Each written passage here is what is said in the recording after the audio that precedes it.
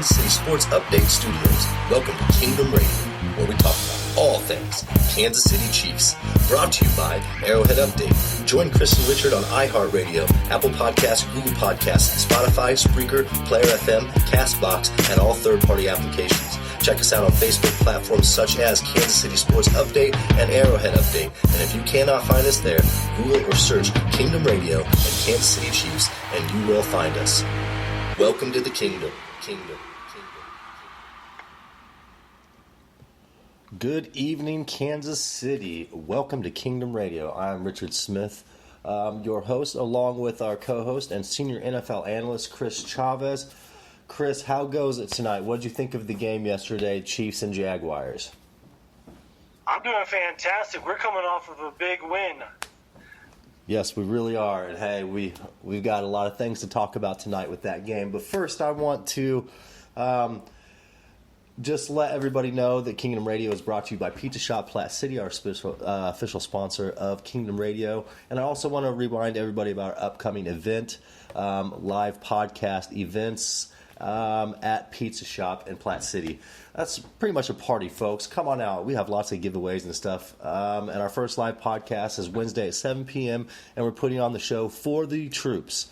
We've got the Liberty National Guard, we've got the Liberty Army Recruitment Center coming out, along with Fort Leavenworth and its 20% off servicemen and women. We'll follow that with another live podcast Sunday at the Pizza Shop at 1 p.m., where Chiefs will square off with their division rival, Oakland Raiders. Be sure to find us on Facebook and like Kingdom Radio. Stay up to date with all of our live podcast events. Also, you'll find all the Kingdom Radio gear, which is now available for purchase. Men's, women's, and children's t-shirts, as well as Kingdom Radio hoodies. Rep your favorite podcast and help us bring Kingdom Radio even more awesome Chiefs content and analysis. Okay, so on our first segment, this is Around the NFL, brought to you by Pizza Shop Platte City. Go grab yourself a butcher block. Best meat lovers in Kansas City. Pizza Shop Platte City, proud sponsor of Kingdom Radio. All right, this is the Around the NFL segment, brought to you by Pizza Shop Platte City.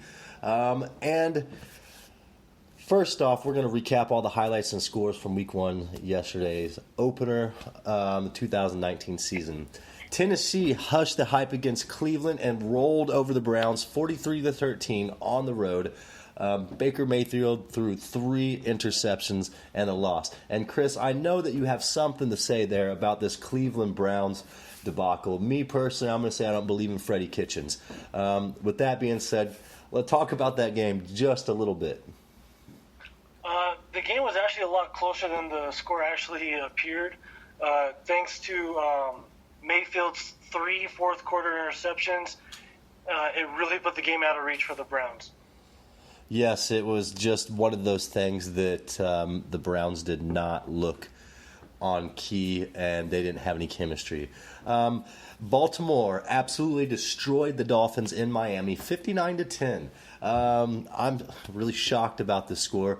Nobody had Miami winning, but good gosh, they took a beating so bad it led the Dolphins players to requesting trades per some reports. But that's pretty bad shellacking right there. The Vikings won at home against Matt Ryan. The Falcons 28-12. Dalvin Cook rushed for 111 yards on the ground and 2 touchdowns. The Bills came back on the road and beat the Jets 17-16 on a late game touchdown reception by John Brown. The Eagles also rallied to win on Sunday, beating the Redskins 32-27 in Deshaun Jackson's first game back as an Eagle, where he caught 8 receptions for 154 yards and 2 touchdowns.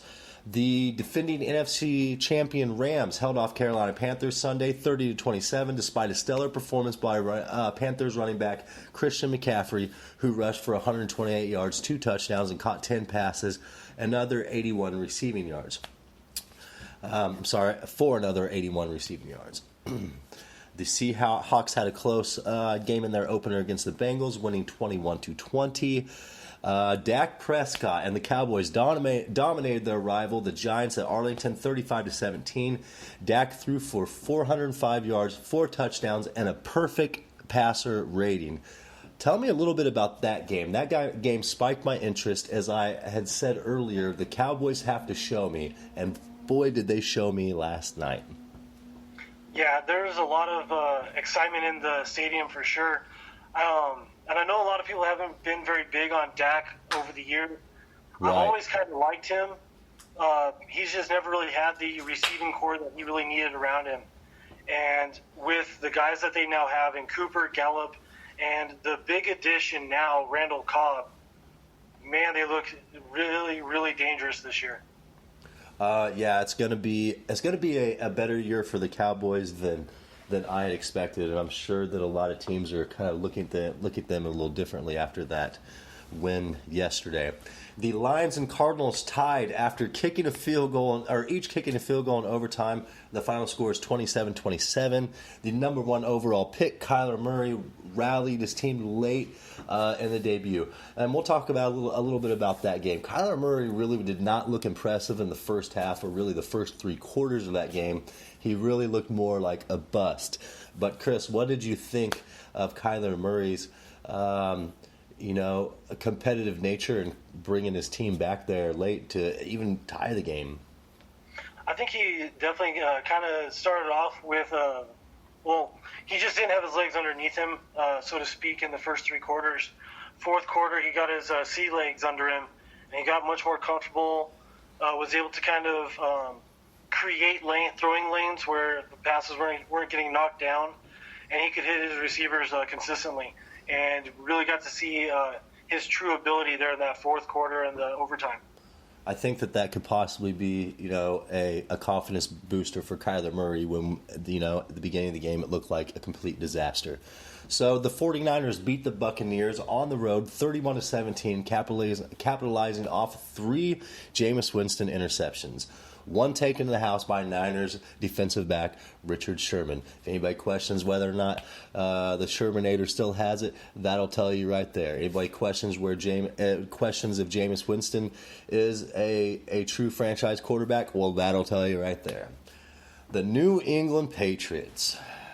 Okay, New England Patriots showed up midseason form on both sides of the ball with a dominant performance against the Steelers on Sunday night, winning 33-3.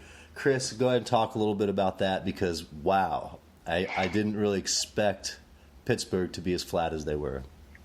I'm going to touch on something with not only on the Steelers, but a lot of the teams that got blown out yesterday. A lot of these teams who didn't play their starters in the preseason, it really showed up in their playability yesterday.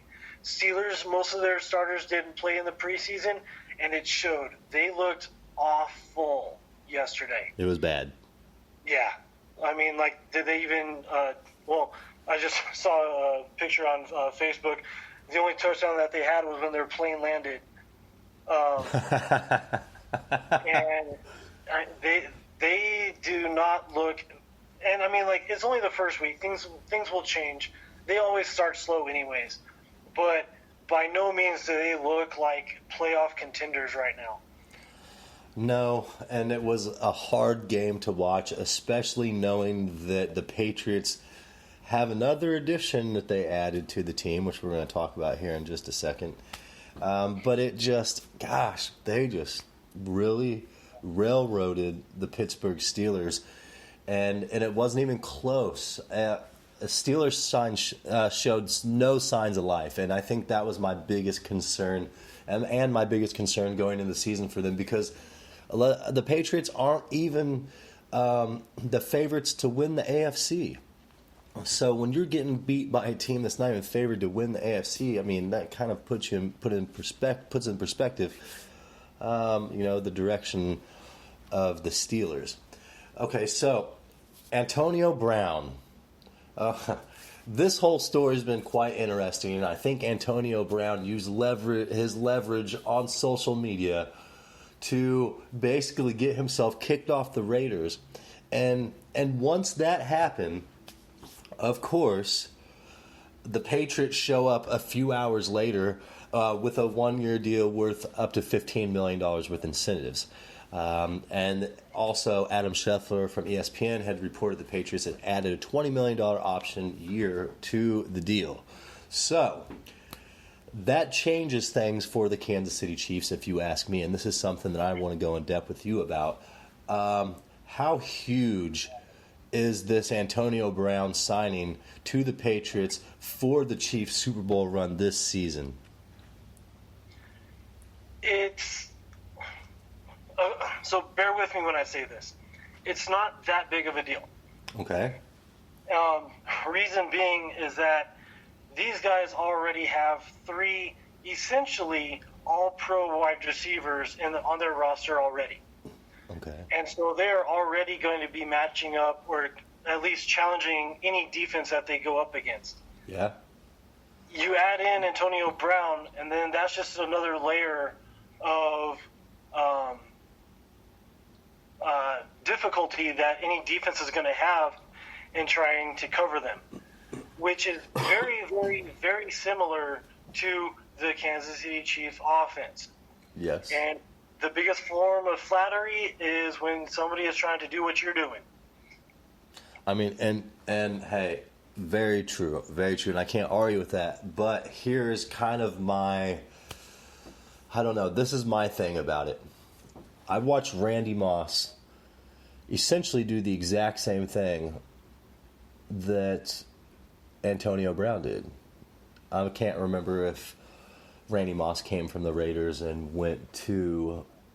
He went from the Raiders. To the Patriots? Okay. Yep. So what happened? What happened when Randy Moss went to the Patriots? Tom Brady threw, like 50 touchdowns, and then they went 16-0 and lost in the Super Bowl. So that's one of those things that I want to say that it won't have an impact, but it's Tom Brady. I mean, you give Tom Brady all these weapons. I mean, and it is a lot like our offense, but that's scary. That's scary if you're a Chiefs fan. That doesn't make you want to go out and see what we can dig up for cornerback, or do we really just need to wait till Morris Claiborne comes back and see what happens then? Okay, so any sort of answer right now, screaming for a change is going to be very reactionary. Very true. Because right now, we are still trying to, or not we, the defense is still trying to get comfortable in this new scheme. Right. And as I think we saw in a lot of the game yesterday, they made some mistakes that they need to hone in on and fix and correct. Right. And I think when that happens, we trust the process, we trust the scheme, we trust what Spags can do, because he has beaten those New England Patriots several times. And I'm going to throw another one at you. He beat that 16-0 team in the Super Bowl. Ooh, valid point. Very nice. I like that. Okay. And so, even if, the other caveat to that is that when the Patriots went 16-0 in the regular season, they didn't have 4 All-Pro wide receivers on their roster. I will absolutely concede that point. It's just going to be very interesting to see how it goes. I trust the process. I trust that Spags knows what he's doing. Will I be upset if we were to go out and find another cornerback? No. Yeah. But am I going to be clawing and screaming and pounding my fists on the table saying, we need to get somebody right now? No. And there's no need to go into desperation mode, even though it seems here in Chiefs Kingdom, even if we score 40 points, we pick our team to pieces. And that's just how we are here in Chiefs Kingdom. We strive for perfection. So here's the thing. I feel like we also it gives us a few extra weeks to prepare for Antonio Brown instead of facing him week 2. So there's looking at that aspect as well. So Antonio Brown was also inactive in last night's victory over the Steelers, but he will be active week 2 against the Dolphins and Miami. And look, Miami, you got completely destroyed this week, and then next week you have to go against Antonio Brown, Tom Brady, and the New England Patriots. It's not looking good for the Dolphins. Talk about beating a dead horse. Very true. So some key injuries took place around the league, a couple coming from the Chiefs, unfortunately, and the Jaguars. Nick Foles suffered a fractured left clavicle in Sunday's game and will undergo surgery. Tyreek Hill injured his shoulder when he was tackled by Jalen Ramsey early in the game, and it's been reported by the Kansas City Chiefs that he will miss a few weeks, and we will possibly look at putting him on the injured reserve for the time being, which that is horrible news for the Chiefs. But the way that Sammy Watkins stepped up yesterday, I can't really complain about that output. That was an extremely amazing game by Sammy Watkins, and he's lived up to everything that he talked about in the offseason. Yeah, absolutely. He had a tremendous game. Yes, he really did. So, Falcons' first-round pick center Chris Lindstrom suffered a fractured foot and will hit the IR. Colts wide receiver Devin Funchess broke his collarbone on Sunday, and he will also be placed on the IR. And that is our Around the NFL segment. We are moving on. This is the No Look Pass, brought to you by Shawnee Keto Music Solutions, providing everything from simple background audio to complex creative audio pieces. Bring your project to life with Shawnee Keto Music Solutions. All right, this is the No Look Pass, brought to you by Shawnee Keto Music Solutions. This is where Chris and I ask each other a question off the top of our heads to test each other's football knowledge. And tonight, Chris, I'm going to ask you, this is your no-look pass. What was your biggest takeaway from the Chiefs' 40-26 victory against the Jaguars? Man, there was a lot of stuff to take away from that, but the biggest one, probably that our defense still needs to learn and grow. And with that being said, they performed very much like last year's defense. And I will give them that credit. Yes. But taking into consideration how new and young these guys were to the scheme and everything, kind of like I touched on earlier, I'm very hopeful that they're going to get better. Whereas last year, this is basically what we saw the entire year, and we never really saw any growth. Right. I feel very confident that we're going to see this defense improve week after week after week. And I'm with you, and that's my biggest concern, I guess, for this week was the fact that we let them average 5 yards a carry. And now Leonard Fournette, don't get me wrong, he's a great running back, and he lost some weight, and looked like he's added a step onto his game. But yeah, he was busting 5 yards a carry against us.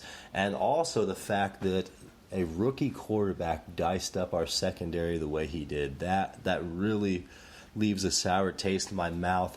But at the same time, I mean, all those were all drop down, check down passes. That was the whole game for this guy, but he still looked great. He had a deep pass against us. Kind of made me wonder about our secondary a little bit. Yeah, I'm definitely going to touch on that later. I want to say he only had one, maybe two deep throws, but like you were saying, everything else was checked down, super easy and manageable throws. I think had the Chiefs been able to game plan that a little bit better, they would have been able to drastically affect what they were up against. On the flip side of that, at halftime, they should have made those changes. Right, absolutely. Okay, so what is your no-look pass to me this evening, Chris? Okay, so seeing how the Dolphins did against the Ravens kind of got me thinking into this realm a little bit and kind of hoping that we played them. What is the highest point total the Chiefs have ever scored, and who was it against? Oh, wow. Okay. I want to say that this was probably in the, Trent Green, Priest Holmes, Dick Vermeil, Dante Hall era. And I want to say that we put up 55, and I want to say that we put 55 up on Baltimore. I don't know why, but I could be wrong, but I really feel like we put a beating on Baltimore a time or two. Yeah, you're off on that one. Okay. Which is okay. This one's going way back into the archives. This game was way back in the early 60s against the Chicago Bears. It was an exhibition game. It was a AFL versus NFL, and we ended up putting up 66 points. Wow. Against the Chicago Bears.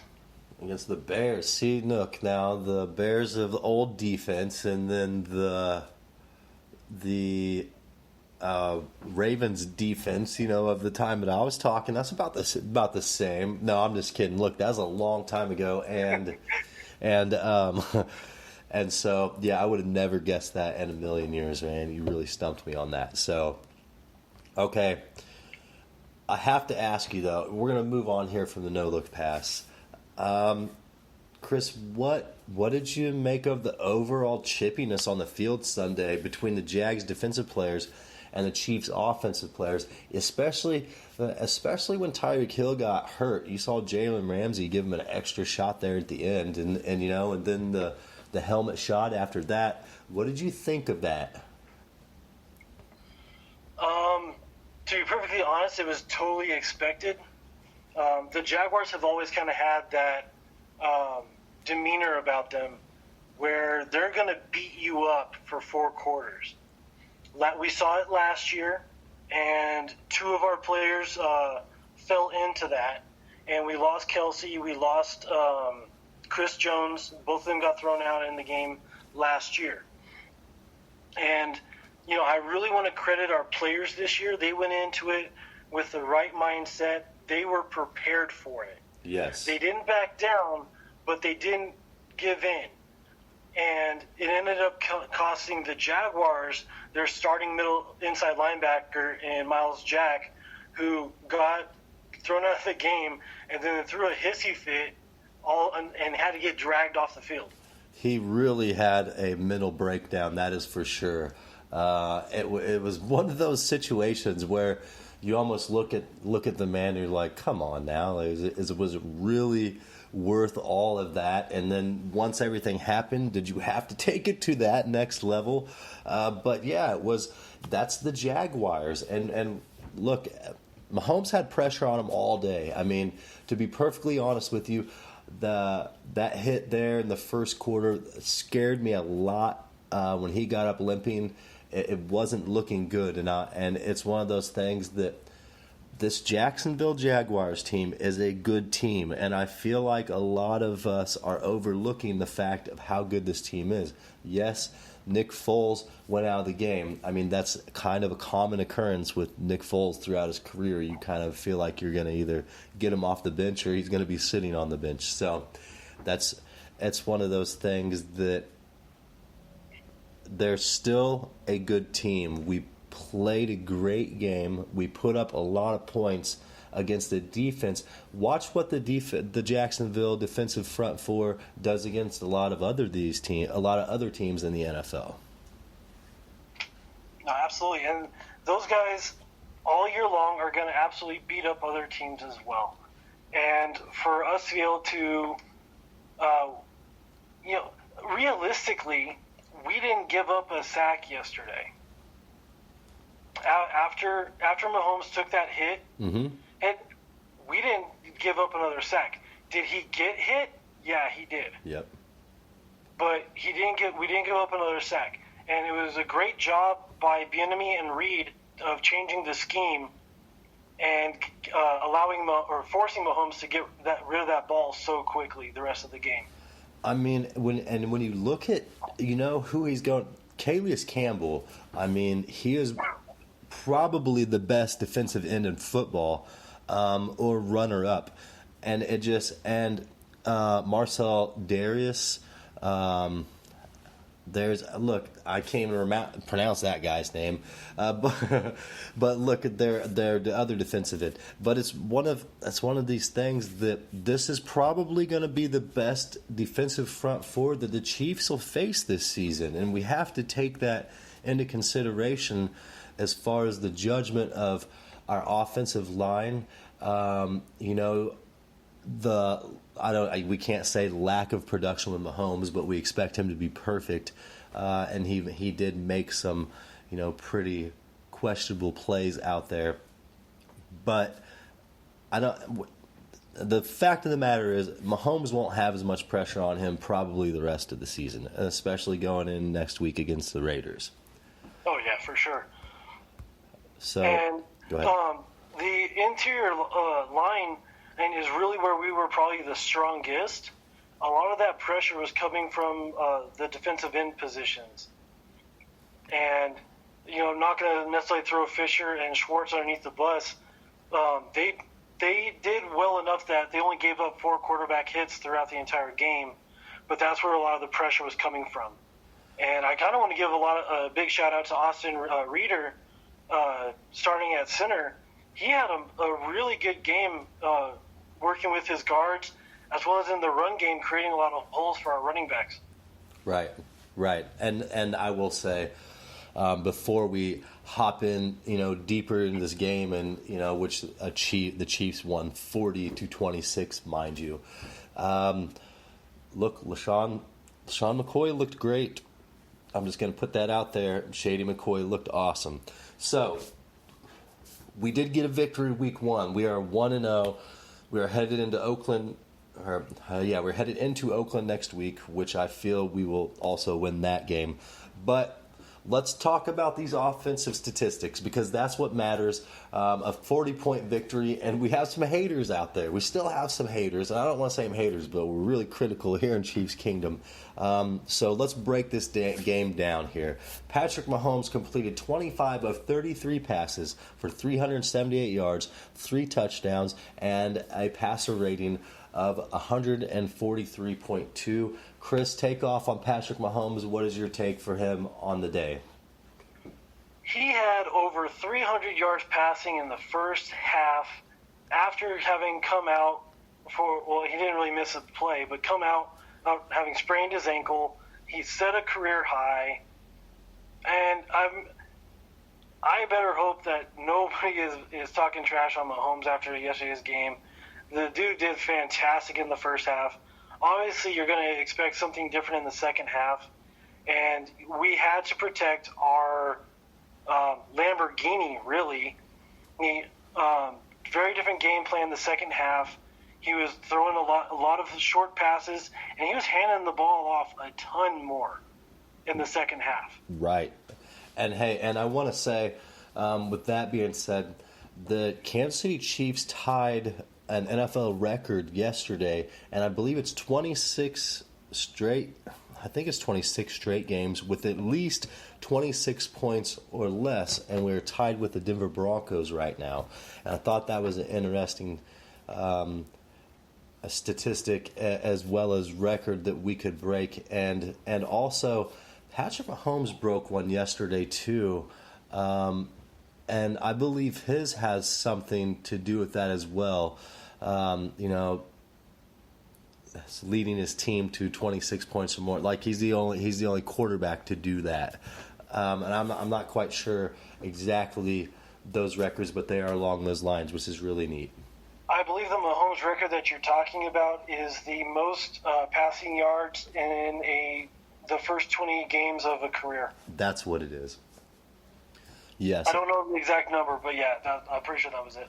So, we're breaking records left and right, franchise records down to player records. Obviously, Patrick Mahomes is doing his thing. I would have liked to see that no-look pass that did not need to be made taken back. I would have loved to see Travis Kelce get that reception, that touchdown reception. But I really, truly hope that Patrick Mahomes went to the sideline, went in front of Andy Reid, and he was like, I already know what I did wrong, before Andy even opened his mouth. Yeah, absolutely. And other than that one mistake, you can't fault Mahomes for anything else. No, especially with a 143.2 passer rating, putting 40 points up, and then seeing the light with Sammy Watkins. Let's be honest, Sammy had a huge day, caught 9 of his 11 targets for 198 yards and 3 touchdowns. This is the Sammy Watkins that I think that Kansas City wanted to see a few years back, and we finally are seeing that product on the field. What was your take on Sammy's day? All right, so I got a couple other little factual nuggets for you. Mm-hmm. So Watkins became the first NFL player since 2006 to rack up 150 or more receiving yards in the first quarter of a game. Wow. And then in addition to that, since 2016, the Jags defense has only allowed 8 touchdowns of 49 or more yards, and Watkins did it twice in the game yesterday.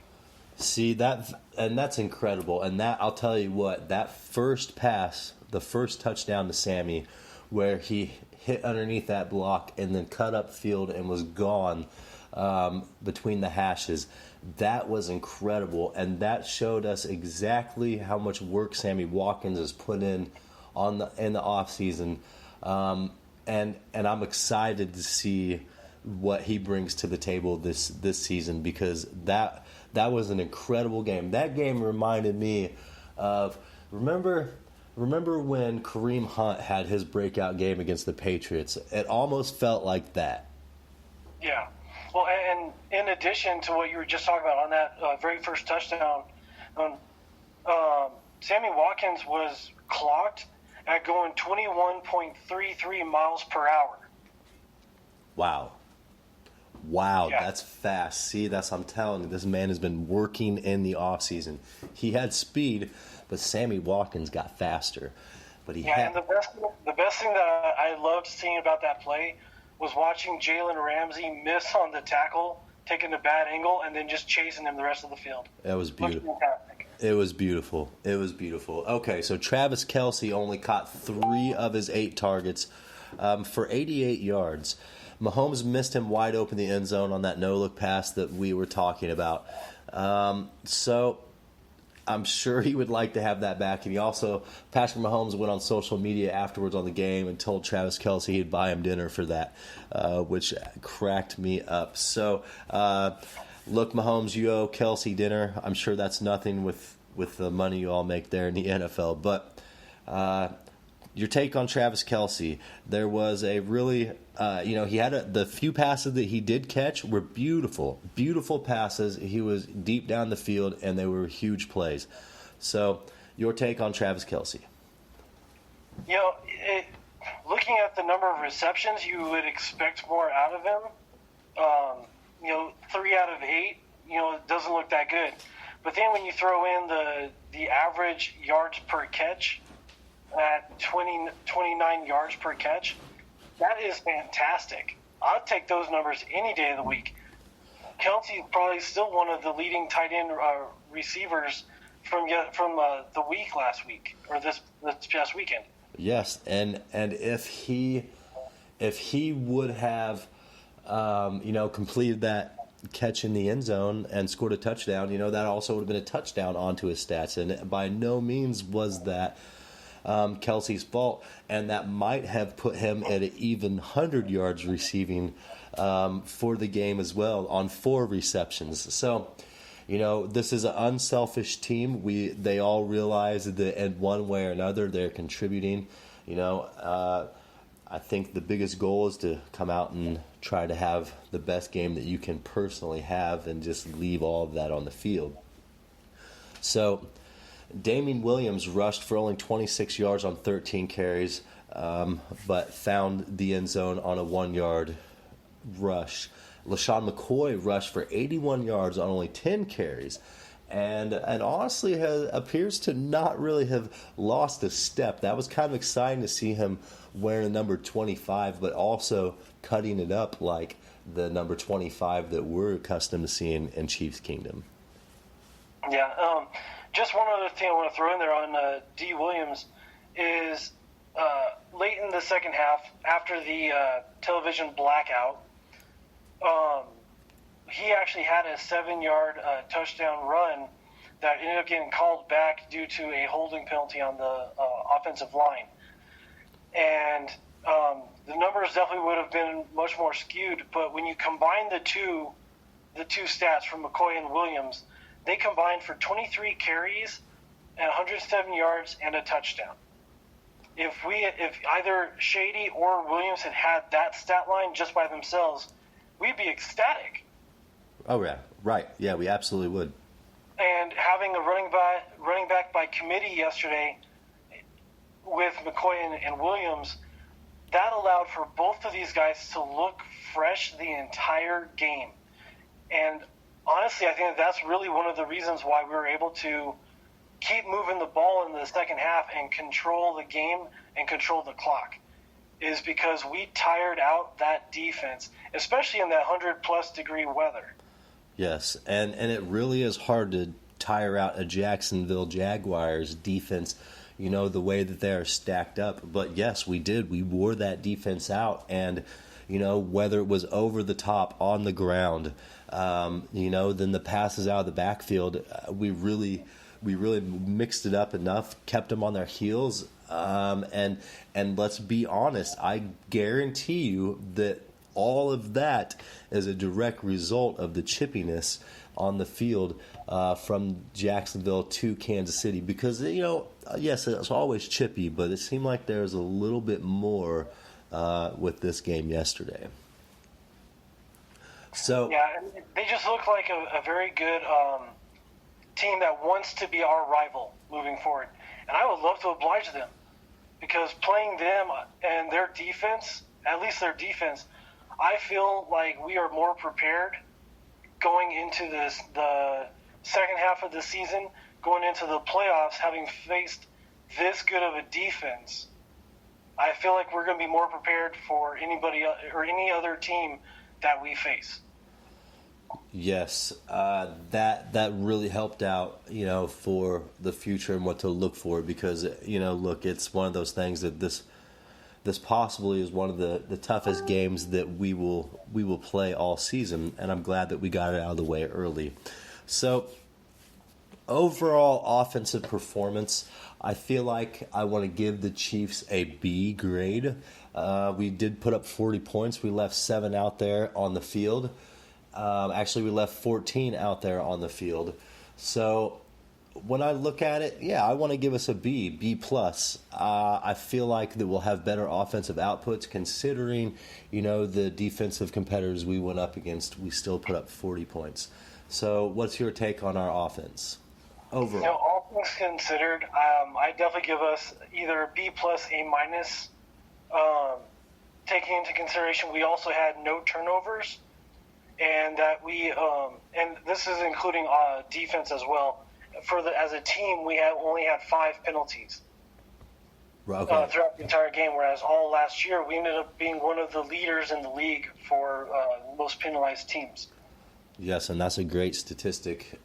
We definitely want to be a disciplined, well-rounded team, which we looked like yesterday, and so I feel like our defense looked better than it did last season. We did give up some big plays, but again, I feel like we were facing a team that, is no slouch. Chris Conley looked great in his, the home opener for Jacksonville. I don't know if is that his debut or is this his second season there? That's his debut. Okay, yeah, so that was Chris Conley's debut with Jacksonville, and he looked great. The defense gave up 428 total yards, only 81 yards on the ground, but an alarming 347 through the air, 275 of which was by backup quarterback Gardner Minshew. And I will say I got really tired of hearing his name all the way through the game. So what was your take on Minshew and how he diced apart our defensive secondary? I know that these were check downs, but he still torched us over the top too. He looked really, really, really good against our Chiefs. But again, do you think this is just something where we're trying to gel together as a defensive unit? Yeah, definitely still trying to gel. There were a couple times where Thornhill and our cornerbacks were out of position a little bit. I want to commend Thornhill. He started his first game yesterday, and other than a couple of miscues, he had a really good game. He led the team in tackles. Nice. I think he had a hit on a defensive player or a hit to the helmet. Not really sure what exactly that call was. I didn't really care for that call, to be honest. Yeah, because looking at the replays, it looked like he made more contact with the shoulder than he did with the helmet. Exactly. But I understand where the referees are coming from on that, and it's not necessarily something that you can go to instant replay and review. Right, and it was too close to not call it. Yeah, and that allowed them to extend the drive, and that ultimately led to the play where Foles throws the beautiful. I hate to call it beautiful. It wasn't like the gorgeous, but a huge touchdown pass. But that's also the play where he ended up getting injured. Yeah, and okay, here's the thing. That was over Braylon, correct? No, that was over Fuller. Okay, yeah, Kendall Fuller, that's right. Now, here's the thing. That really was a perfect touch pass by Nick Foles. The coverage was spot on. There was nothing he could do about that. That was just, like you said, a beautiful pass by Foles. And we don't want to discredit that because it was. But with that being said, let's talk about some of the positives that came from the Chiefs' defense. Because we did force 2 turnovers, a fumble recovered by Braylon, yes, and an interception by Frank Clark. Defensive end Emmanuel Ogbah also added a sack, and that just happens to be the only sack of the day by either team. Well, Alex Okafor also had a knockdown that he almost caught by himself. And it would have been an easy pick 6 for him. It would have just been like 2 steps. It would have led that right into the end zone. And he would have loved to have that back, but that was still a great play. He got his hands up and, yes, nearly ran in for 6. Yeah, he and K-Pass both had some really good knockdown passes yesterday. Yes, and I want to say, I know that we gave up 5 yards a carry. But we gave up less than 100 yards rushing, and also when they weren't making big running plays, we were definitely stuffing the run. No, absolutely. And I think that they just kind of, and it didn't happen every time, but there were a couple of times where they just kind of caught us expecting pass, and they ran it, and They were able to get a lot of really good yardage. But looking at that game, they didn't control the line of scrimmage. No. Our defensive line did. Yes. And I know that the look of it is going to say otherwise. But when you watch the game and you watch them control that line, it's a very different game. Yes, and I would like to say that I think that's a big takeaway from yesterday is the fact that we did control the offensive line on the defensive side of the ball. But I feel like, Jacksonville did that to us as well. I think that time management, Andy Reid did a great job of time management in that game. One thing that I do want to make a point of that I think is extremely important, Colquitt didn't see the field all game. He didn't punt one time. He did. He punted once. He did punt? Yeah, it was the only possession that we didn't score. Was that in the blackout? Yes. Okay, so that's why I didn't see that. Okay, so I stand corrected there, Chiefs Kingdom. Colquitt saw the field one time, but he better get used to minimal production with Patrick Mahomes at the helm and all of our playmakers. So, Chris, is there anything else you'd like to add to this game? Because look, we won 40 to 27, or 26, and in my mind, the game wasn't even as close as it looks on paper. So, yes, they scored 26 points, but the Kansas City Chiefs had full control of this entire game, top to bottom. I feel like this is a great victory for the Chiefs, and we have a lot to look forward to going into Week 2 against the Oakland Raiders. Anything else you'd like to add about this victory, or butt-kicking, if you want to call it, over the Jacksonville Jaguars? Yeah, just one other thing, and this is going to be a little bit more of a negative, but this is from the NFL Next Gen Stats. Okay. So when Charvarius Ward was the nearest defender to the targeted receiver at the time of the ball arrival, the Jaguars completed 7 of 7 targets for 122 yards on the day. And that's why we got Morris Claiborne. Yep. So, and yes, Charvarius Ward, you look terrible. You did get burnt a bunch. That big play over the top, that was on Ward. And that does make me look forward to having Claiborne on the field, because obviously we're going to have to look somewhere else for that third nickel, back position. It's just not looking good for us right now. Well, I think when Claiborne comes back in Week 5, it'll be Claiborne and Breland on the outside, and we'll have Fuller at the slot. So Charvarius will actually lose 2 spots on the depth chart and drop down to the 4th spot.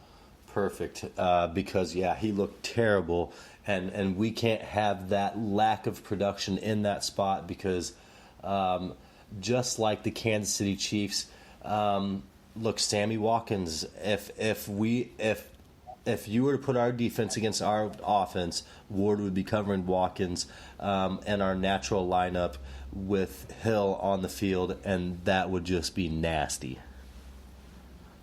You know what I mean? Absolutely. You know what I mean? And I'm just putting that into perspective as far as what we're looking at here in the season. We can't have a weak link like that, and that's way too weak of a link, and especially in that position, he's the one that's going to get left on the island every single time. You got to have a lockdown corner in that position. Yeah, and with the way that the safeties are utilized and helping out with the run, as a cornerback, you have to be able to hold your own back there. Yes. And Charvarius was getting burnt left and right, up and down, all over the field. Yes. So, okay, enough about the negatives. No more negatives. We did win this. We did win this game, 40 to 26. We have a lot to get excited about here in Chiefs Kingdom. We don't want to see Patrick Mahomes get beat up like that. Any point during the season, the rest of the way out. But my hat off to him, my hat off to Andy Reid for putting together another solid game plan. Shady McCoy, you look great in this game. We're happy to call you Kansas City Chief. I really love what Sammy Watkins did. Huge career day for him, franchise day for Sammy Watkins. And with that being said, I think the only thing left to really talk about before we hop into, what we're going to look forward to next week, which won't be too long of a segment, is the injury report. So touch base on the injury report real quick, Chris. Okay, so we have 2 guys who came out injured for sure that I want to say everybody knows about, but Jordan Lucas is also on the injury report. He's already been ruled out for next week. Tyreek Hill with the dislocated clavicle. Like you said, he's going to be out for at least a couple weeks. The Chiefs are still going to wait a couple days and figure out whether they're just going to keep him out for a couple weeks or they're going to put him on the IR with the designation to possibly return later on in the season. And then Patrick Mahomes is currently questionable after the sprained ankle in the game yesterday. And this is early week injury report, and thus will change, Wednesday, then Friday. and then game time. So with that being said, look, the Kansas City Chiefs take on our AFC rival Oakland Raiders on the road. This coming up Sunday at 3:05 Arrowhead time. I think this is going to be an easier game for the Chiefs than the Jacksonville game. We'll get into predictions and such, on the pregame show coming up. But give a little your brief statement here on, what you think to look forward to here in this matchup against the Raiders. In a word, domination. Perfect. They really don't have anything that worries me or scares me. Yes, and even with Antonio Brown being on the field at the Raiders, I wasn't really impressed all that much with what's going on with John Gruden led Raiders. So with that being said, I want to thank Pizza Shop Platte City and Arrowhead Update, Dylan Humphreys, everybody who makes this happen, Sean Akio Music Solutions. Look, Kansas City, please join us out at Pizza Shop Platte City here Wednesday at 7 p.m. For the Troops pregame party. Then we will be live again Sunday at Platte City for the Oakland Raiders game. There will be merchandise handed out. There will be raffles. We'll start the Derek Thomas signed merchandise raffle, which will be given away November 10th against the Titans, again at Platte City Pizza Shop. So thank you, Chris, our senior NFL analyst. Thank you for being on the show tonight and giving another a brilliant take on the Chiefs and the NFL. Sure thing. See you next show, man. Sounds great. Kansas City, you have a great evening. Thank you for tuning in. Look, we got a lot to be excited about. That was a great Chiefs victory. 40 points. We couldn't be more excited about what the offense is doing. The defense will sharpen up as time goes on. Just have some faith, and let's look forward to this AFC bout that we have coming up here Sunday against the Oakland Raiders. I am your host, Richard Smith, and thank you for tuning in to Kingdom Radio.